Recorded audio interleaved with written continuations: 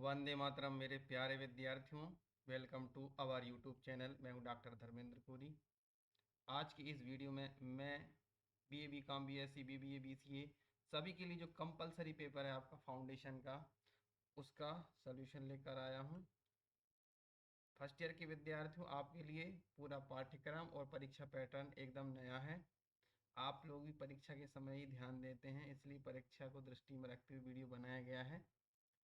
और ये जो वीडियो है वो रेगुलर और प्राइवेट दोनों स्टूडेंट के लिए उतना ही उपयोगी है।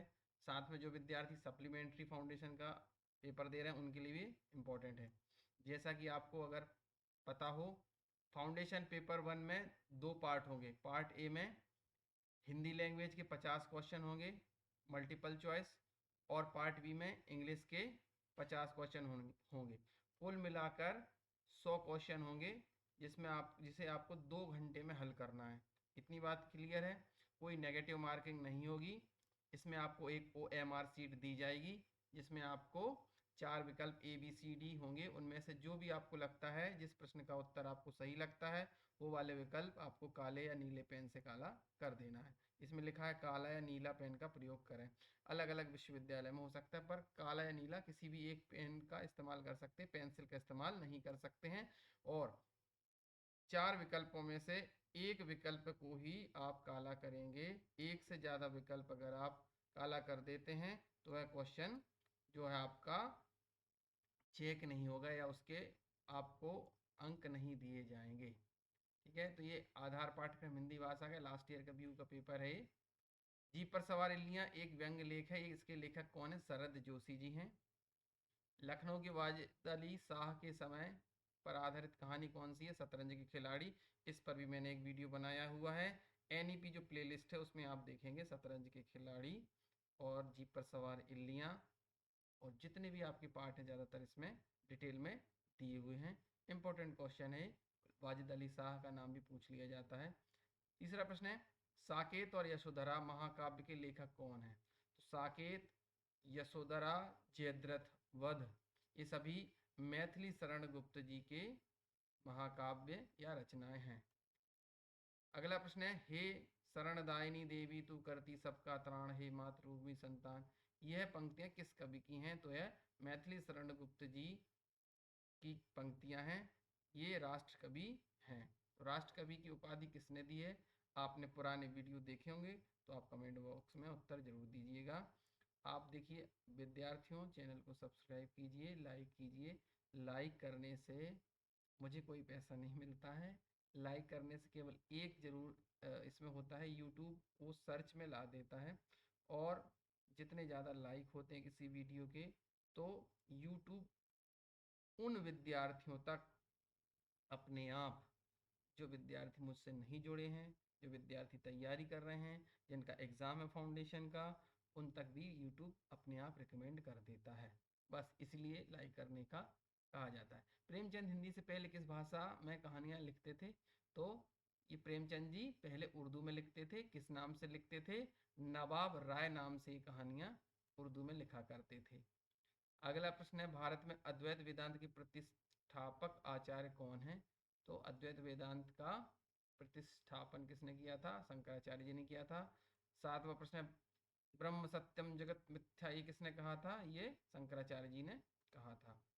भारत में आपसी बैर और झगड़ों का कारण भौगोलिक विविधता में मानने वाले विचारक है रामधारी सिंह दिनकर। अगला प्रश्न है, अहिंसा परमो धर्म किस धर्म का सूत्र है? तो अहिंसा परमो धर्म जैन धर्म का सूत्र है। 4 आर्य सत्य किस धर्म के सिद्धांत हैं? तो 4 आर्य सत्य, दुखमय जीवन और इत्यादि 4 आर्य सत्य हैं, बौद्ध धर्म के हैं। जीसस किस धर्म के प्रतिष्ठापक थे? तो जीसस ईसाई धर्म के हैं। उपनिषद किस धर्म से संबंधित है? ये वैदिक धर्म से संबंधित है उपनिषद। धर्म का मूल अर्थ जो सभी धार्मिक मतों में अंतर्निहित है वह क्या है? वह आस्तिकता। जितने भी दुनिया के धर्म हैं उनमें आस्तिकता सभी में है और नैतिकता भी है। कौन से धर्म ने भारतीय भूमि पर जन्म नहीं लिया है? सिख धर्म भारतीय भूमि में जन्म लिया है। बौद्ध धर्म तो है ही, सनातन धर्म है। इसमें पारसी धर्म जो है भारत भूमि का नहीं है। अहम ब्रह्मास्मि का सूत्र किस दर्शन का मूल सिद्धांत है? अद्वैत वेदांत का मूल सिद्धांत है। किसने कहा था अहम ब्रह्मास्मि द्वितीयो नास्ति? द्वितीयो नास्ति ये कहा था शंकराचार्य जी ने। शंकराचार्य का जीवन दर्शन आपके इसमें पाठ में है, इस पर भी एक वीडियो बना हुआ है, आप देख लीजिएगा। अवधारणा शब्द की ठीक व्याख्या कौन सा वाक्य कर रहा है? तो ये सी वाला, एक भाषाई संरचना है ये, सी ऑप्शन। भाषा क्या है, इसके संबंध में कौन सा कथन सही है बताना है। तो मस्तिष्क के द्वारा चीजों से संबंध बनाने का साधन भाषा है। नेक्स्ट क्वेश्चन है, वैदिक ग्रंथों की मूल भाषा कौन सी है?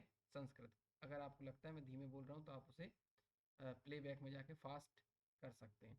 भाषा किस मूल चीज के बिना अर्थ नहीं दे सकती? तो भाषा जो है उच्चारण के बिना अर्थ नहीं दे सकती। उदारीकरण शब्द किस मुख्य क्षेत्र से संबंधित है? तो यह उदारीकरण जो है आर्थिक क्षेत्र से संबंधित है, आर्थिक शब्दावली है। भारत में मुक्त बाजार की अवधारणा का आरंभ किस प्रक्रिया के साथ हुआ? तो ये हुआ था उदारीकरण की प्रक्रिया के साथ। अगला प्रश्न है, कंब रामायण किस भाषा में लिखी गई? तो कंब जो है तमिल भाषा की रामायण है, कंब रामायण। नेक्स्ट 23वां प्रश्न है, महाभारत के किस अध्याय यानी पर्व में राम कथा का वर्णन है? यहाँ पर थोड़ा सा गलत हो गया, ये क्वेश्चन यहाँ आ जाएगा, ये भीष्म पर्व है, ये सही है इसका। महाभारत के भीष्म पर्व में राम कथा का, महाभारत के नहीं नहीं, ये आरण्यक के शांति पर्व, शांति पर्व में है, इसे आरण्यक भी पर्व भी कहा जाता है। सी ऑप्शन इसका सही होगा। क्वेश्चन सेकेंड ईयर में जब आएंगे तब सेकेंड ईयर बात करेंगे, गीता पे बात होगी। 24वां प्रश्न है, पद्म पुराण किस धर्म में वर्णित राम कथा का ग्रंथ है? पद्म पुराण, जो पद्म पुराण है वो जैन धर्म का राम कथा पर आधारित ग्रंथ है। और इसमें आपके, चलो नेक्स्ट क्वेश्चन पे चलते हैं।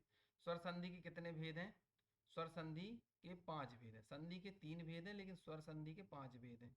कौन कौन सी? दीर्घ स्वर संधि, यण स्वर संधि, गुण स्वर संधि, वृद्धि संधि और अयादि स्वर संधि। दीर्घ स्वर संधि, गुण स्वर संधि, यण स्वर संधि, वृद्धि स्वर संधि और अयादि स्वर संधि, ये 5 स्वर संधि के भेद हैं। सज्जन शब्द में संधि कौन सी है?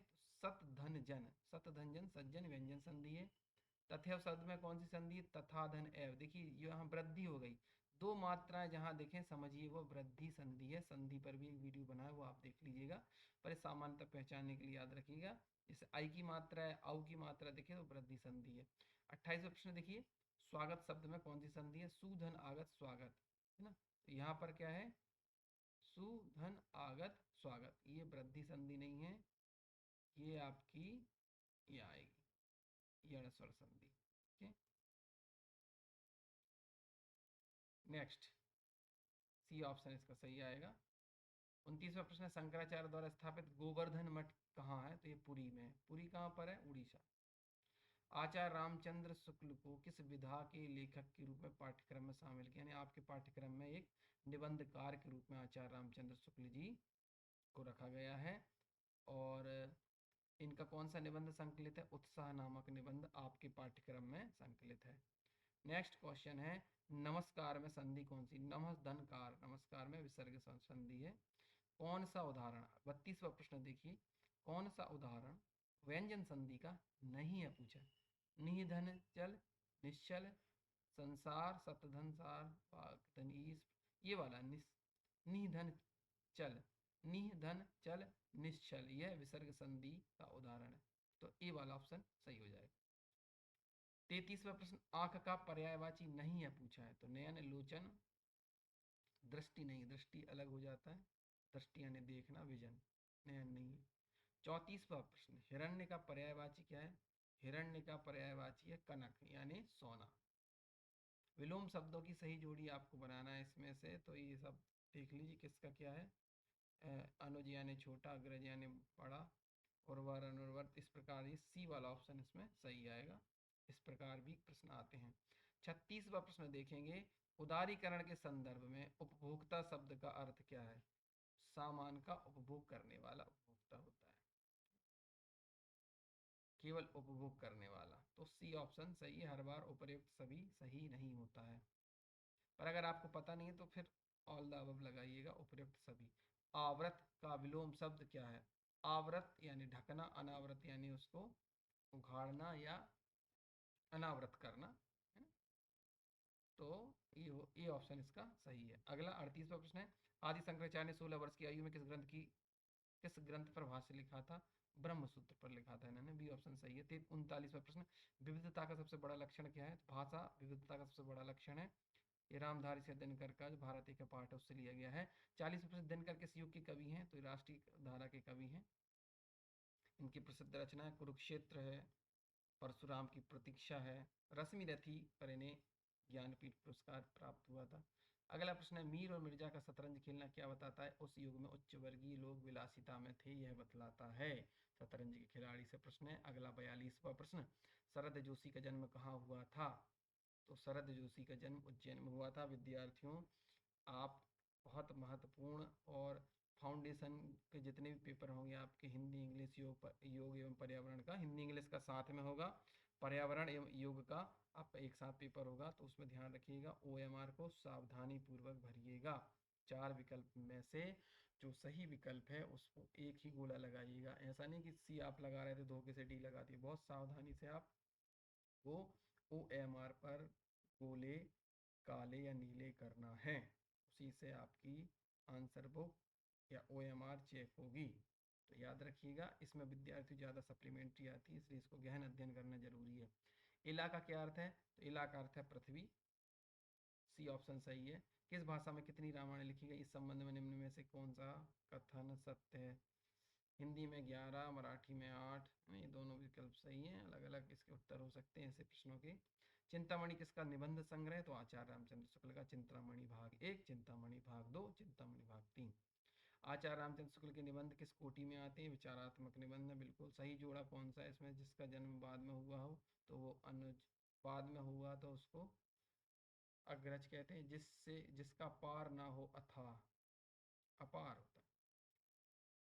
जो ना जानता हो, अज्ञ। सही है। जिसका उल्लंघन करना उचित हो।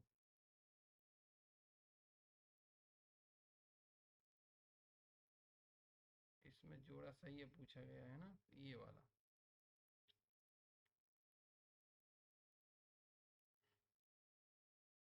अनुज होता है इसका।